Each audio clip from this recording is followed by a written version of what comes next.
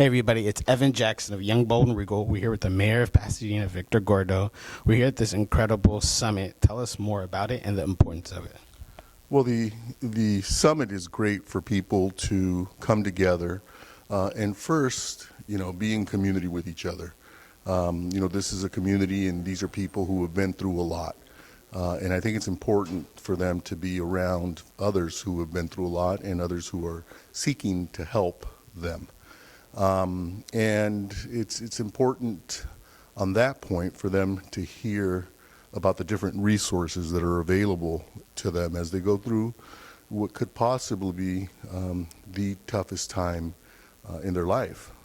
Many have lost everything and yet are optimistic about their future.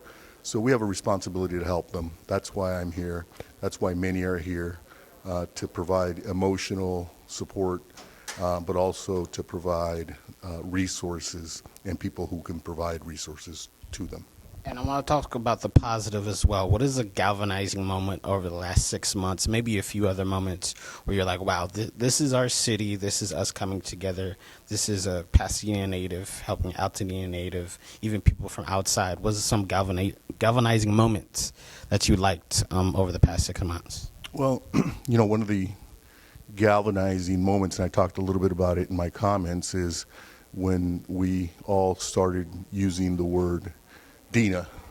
Those of us who grew up in Pasadena and Altadena know what that word means. Yes. We know that, Pasadena is a separate geographic community, as is Altadena, but we're really one people, Pasadena and Altadena, and we call it the Dena, because if you grew up here, you don't see the borders. And so I think that's galvanized our effort in the near term. I think it will do so in the long term as well. What do you think the everyday citizen, along with the California administration, needs to do better in the next 6 months to make sure we're keeping on track with the progress of rebuilding Altadena and Pasadena?